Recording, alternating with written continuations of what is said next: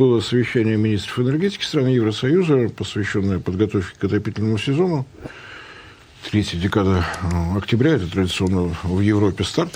Понятно, что в режиме сверху вниз, начиная с самых северных и заканчивая Испанией с Португалией. Посовещались, обсудили вопрос, что будет в случае прекращения транзита российского газа через газотранспортную систему Украины.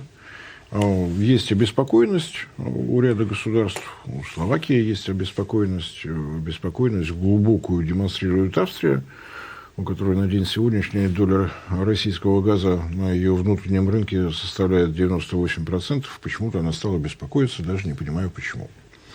При этом действует контракт «Газпрома» и австрийской компании ОМВ до 2040 года. То есть, если никаких приключений не происходит, то «Газпром» и ОМВ продолжают работать, как они это делали на протяжении последних, собственно говоря, уже 60 лет.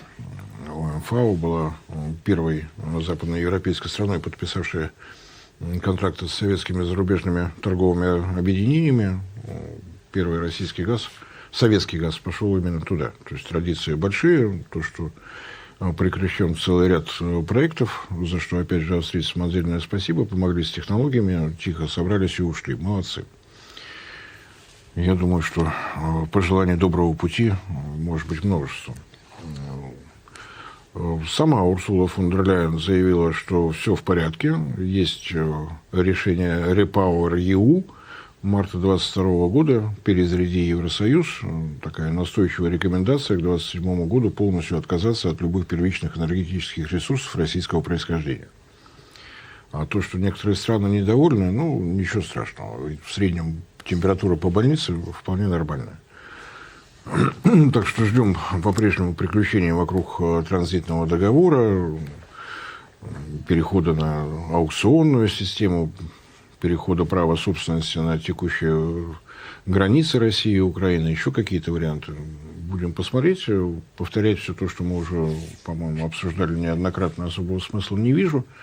Для меня первично решение Европейской комиссии, REPowerEU. Я очень надеюсь, что у нас осталось 2 года на то, чтобы хоть в каком-то виде сотрудничество с Европой продолжалось. Потом должно прекратиться, раз уж они так этого хотят. Будем ли мы к этому сами готовы, это уже другой вопрос.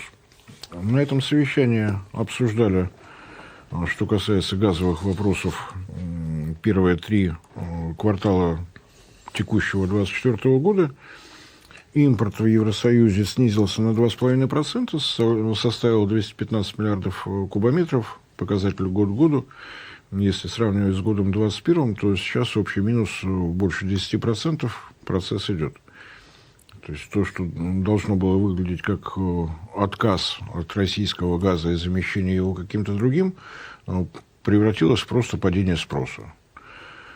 И, опять же, если обратиться к материалам Евростат, это не пропагандистские материалы, они сами себе точно не врут, это просто статистика. Падение объемов производства в энергоемкой промышленности, имеется в виду химическая, металлургическая, цементная, стекольная, керамическая и так далее, черная цветная металлургия, производство удобрений, в среднем по Евросоюзу, в зависимости от отрасли, от 10 до 15%.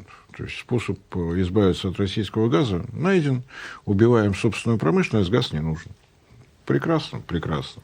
Отличный способ, при этом несмотря на снижение спроса, растут объемы трубопроводных поставок, то есть меньше СПГ, больше трубопроводного газа.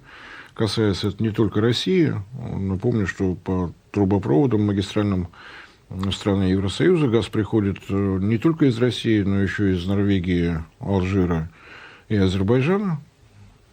Все немножечко увеличили, у кого сколько получилось. У России получилось добавить 4%.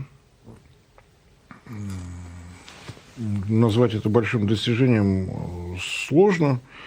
Объем поставок трубопроводных, собственно говоря, у всех трубопроводных поставщиков увеличился на 4%.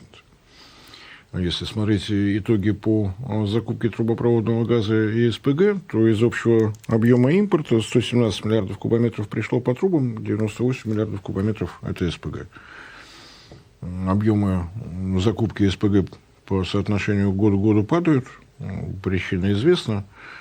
Это не козни Соединенных Штатов, как там неоднократно продолжают лидеры общественного мнения втолковывать, что все это было затеяно для того, чтобы США захватили европейский газовый рынок, что не соответствует действительности от слова совсем. Мне бы хотелось, чтобы все, кто об этом говорят, обращались к материалам Управления по информации при Министерстве энергетики Соединенных Штатов. Это все-таки первоисточник, там все написано. Крупнейшие покупатели европейского газа, газа, сжиженного природного газа на территории США являются: первое место компания Total Energy, Франция, второе место компания Shell, третье место компания BP, если кто-то забыл, англо-голландская или великобританно-нидерландская, это уж как хотите. То есть покупают европейские компании. Почему они покупают в США? Потому что у США нет ограничений на тему того, куда этот газ поставлять. Вы купили, право собственности переходит к вам, господа покупатели, в момент загрузки предоставленного вами танкера-газовоза. Куда вы потом везете? В Европу, в Африку, в Азию, в Антарктиду. Просто сливаете в море. Нам уже никакого дела нет, это ваша собственность. Поэтому говорить о том, что это из-за американских козней выросли цены на газ в Европе, несправедливо, потому что если говорить о первопроходцах СПГ бизнеса в Соединенных Штатах, Chenery Energy, они поставляют не более 1 миллиарда кубометров. Все остальное – это сами европейские компании. То есть то, что выросли цены на европейском газовом рынке, это решение самой Европейской комиссии, которая так выстроила правила, что они обеспечивают вот этот рост. Если сравнивать те времена, когда объем поставок из России был полноразмерный, порядка 200, там, самые удачные годы для нас 250-270, сейчас больше 400. При этом ни США, ни Россия здесь ни при чем. Ваши европейские компании у американских производителей покупают, привозят, продают по тем правилам, которые задала Европейская комиссия. Никаких долгосрочных контрактов, только спотовые цены. Само понятие спотовые цены меня раздражает. Это, в конце концов, газовая биржа. Почему нельзя называть вещи своими именами, мне сказать сложно. Вот какие цены на торгах сложились, по такой цене и поступают. Соответственно, все разговоры о том, что Соединенные Штаты бросились на европейский газовый рынок, просто не соответствуют действительности. Чем хорошо управление информацией при Министерстве энергетики США, там отслеживается каждая отгруженная партия СПГ, все заводы, которые такие операции проводят, имеют лицензии, поэтому контроль достаточно жесткий. Там можно полюбоваться названиями танкеров, газовозов, объемом, сроками, и в том числе маршрутами, которые заявляют владельцы судов или компании, их зафрахтовавшие, куда они, собственно говоря, направляются. Направляются они сейчас в Азию, цены выше, спрос выше, опять же зима. Вот, собственно говоря, и весь разговор. При этом стоит помнить о том, что в Юго-Восточной Азии, то есть имеется в виду не только Китай, но и Япония, и Южная Корея, крупные покупатели, и Сингапур, и так далее, порядка 70% поставок в долгосрочных контрактах. Американские производители от них не отказываются. И вот когда нам показывают спотовые цены в Юго-Восточной Азии, это порядка 30%, цены на порядка 30% газа, которые туда вообще поступают. То есть 70% идут с нефтяной привязкой, там вот никаких колебаний нет. Вот на эти 30 мы смотрим, они вот колеблются. Если смотреть только на эти биржевые газовые цены, котировки в Юго-Восточной Азии и в Европе, но это уже сообщающиеся сосуды. Но надо помнить только, иметь в виду, что в Европу весь газ приходит на основании биржевых цен, в Азию 70% газа долгосрочные с нефтяной привязкой, 30% да, колеблются. То есть Европа борется с 30% азиатского спроса, не более того. А сейчас там выше. Причина известна, подготовка к зиме. Ожидают, что может быть прохладненько, поэтому на всякий случай делают запас. Цены выросли, в Европе нет. Ну, Европа, поскольку у нее спрос падает, решила, что за счет трубопроводных поставок они в любом случае дешевле. Просто хотя бы потому, что нет вот этой операции. Сначала газ заморозь, потом разморозь. Вот ничего не надо, труба работает и работает. Что там еще в этой Европе интересного нового? закрыта последняя угольная шахта, угольная электростанция в Великобритании, то есть как бы такое эпохальное событие. Напомню, что промышленная революция начиналась как раз на этом острове, как раз с угля, и вот сейчас все закончилось. Но, правда, за скобками остается то, что электростанция остановлена, но отнюдь не демонтирована. Потому что, мало ли что, мало ли. Пусть лучше постоит спокойно. Если вдруг что приключится, если мы не слишком зеленые, можем и уголек в зеленый цвет покрасить, потому что, мало ли, бывает. То есть мерзнуть никому не хочется. Не хочется. На всякий случай не хочется. Конечно, на территории Англии продолжается еще одна эпохальная стройка. Французская компания EDF продолжает возведение третьей очереди атомной электростанции Хинкли-Пойнт. Если в англоязычную прессу посмотрите, то это будет Хинкли-Пойнт-Си. В Англии такая традиция, там серии строительства атомных электростанций не числами обозначают, а буквами английского алфавита. Вот A, B, сейчас строится C. Компания EDF недавно сообщила о том, что немножечко выросла сметная стоимость. Ждем красивые цифры. Сейчас получается, по последним подсчетам французских специалистов, 2 реактора ПР-1600, да, большие, крупные, больше, чем наши ВР-1200. Причем 1600 в данном случае не совпадает с электрической мощностью. Электрическая мощность там 1750. Но называется ПР-1600. Не знаю, французская логика, красиво. Вот 2 этих реактора на день сегодняшний будут стоить 49,6 миллиарда фунтов стерлингов. Ого. Вот. Так что в Англии еще сохранились люди с чувством английского юмора. Они еще лет 10 назад по этому поводу начали хихикать, что если французы когда-нибудь это построят, то Англия будет гордиться тем, что у них самый дорогой объект недвижимости в истории человечества. Вот новые новости от французских атомных строителей. Рекорд за рекордом. Я не знаю, если в доллары пересчитать, то 50 миллиардов уже преодолели. Молодцы чертяки. То есть, если пересчитывать стоимость 1 мегаватта установленной мощности, то, по-моему, сейчас получается раз в 5 дороже, чем у Росатома. Хотел сказать, передать сейчас привет тем, кто считает, тем, кто в Казахстане считает, что у них должны строить французские специалисты. Вам отдельно привет, я забыл передать, а то скажут, что я по этому поводу ехидничаю.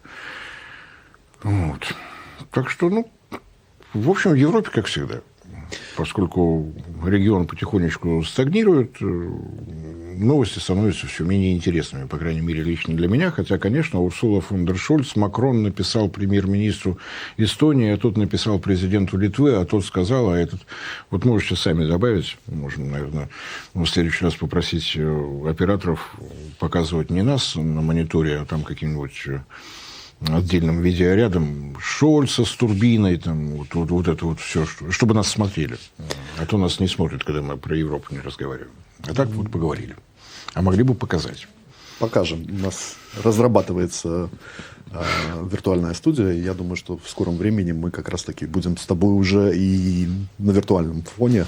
И там как раз вот уже как ты все согласись, что это находка. Мы с тобой будем обсуждать намечающийся в начале года контракт на строительство атомной станции малой мощности в Монголии, а у нас на заднем фоне там Макрон, там какой-нибудь президент США к тому времени возник.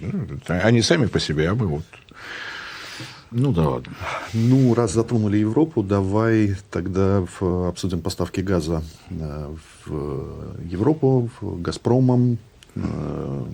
Максимально то, что поставлялось, это было порядка 200 миллиардов кубометров. В среднем было где-то 150-170. В прошлом, по итогам прошлого года, всего 15 миллиардов. И это, я так понимаю, с учетом поставленного еще и СПГ. Понятно, что у «Газпрома» упали и добычные возможности, и я так понимаю, что это связано и с потерями государственного бюджета. Разворот на восток, но, на твой взгляд, насколько и когда «Газпром» может вернуться к прежним цифрам? Давайте по порядку. Значит, что касается «Газпрома», потому что устойчивые... мнение, опять же, лидеров общественного мнения, в основном, слава богу, западного, хотя и у нас многие подхватывают, «Газпром» стал убыточен, вот-вот разорится. Я в свое время вел подсчеты, сколько раз «Газпром», по мнению западных экспертов, должен был разориться. Кощей бессмертный отдыхает. умирал каждый год, в обычных случаях в начале года, когда объявлял результаты предыдущего, но вот когда он доклад составлял, выяснялось, что он жив, предоставление отчетов. А недели 2-3 до того, как отчет появлялся, все наши Блумберги, все, «Газпром» умер, «Газпром» вообще, вот давайте всплакнем, «Газпром» с отчетами, да что ж такое. Ну ладно, подождем, где-нибудь в конце года опять объявим, что он умирает. Да, убыток был зафиксирован в 2023 году. Напомню, что в 2022 году у «Газпрома» правительство Федеративной Республики Германия украло холдинговую компанию «Газпром Германия». Просто украл вместе со всем имуществом, которое было, доля в акционерном капитале во множестве совместных предприятий, в том числе и магистральные газопроводы на территории Германии, я сейчас не про морские, а конкретно вот на суше в Европе, Ягал, Стегал, Мидл, вот это все вместе построенное, месторождение на 42 миллиарда кубометров газа емкостью на севере Германии, вот это просто все было украдено, если называть вещи своими именами. Вопрос. «Газпром», как компания, которая соблюдает законодательство Российской Федерации, обязана эту бухгалтерскую отчетность показать? Обязана. Когда показали? В 22-м украли, в 23-м отразили. Убыток. Кто бы мог подумать? Если вас обворовали, то у вас денег становится меньше. Это что касается безумной убыточности «Газпрома». Воровство просто отражено. Фон дер Шольцу, или как его там, отдельный привет, Олаф, жги. Теперь, что касается убытков, которые изо всех сил понес государственный бюджет. Было подсчитано, какая сверхприбыль появилась в 2022 году в связи с тем, что одно время газ в Европе доходил до $3000 за 1000 кубометров. Было понятно, что государство эту сверхприбыль может забрать либо в виде дивидендов, но государство приняло другое решение, были увеличены налоги. Ежегодно, вот в этом году 50 миллиардов рублей ежемесячно «Газпром» докладывает к обычным своим налогам. В следующем году налога на сверхприбыль не будет, «Газпром» станет прибыльным. То есть давайте вот все-таки бухгалтерские игры не совмещать с тем, что происходит в производственной деятельности «Газпрома». Это две разные вещи. На всякий случай. Что касается объемов добычи, то я тут себе циферки выписал. В 2021 году объем добычи 762 миллиарда кубометров. 2022 год взрыв потоков, олов с турбиной и прочее. 676 миллиардов кубометров. И 2023 год, когда уже не работают оба северных потока, 638 миллиардов кубометров. То есть общее падение 124 миллиарда кубометров.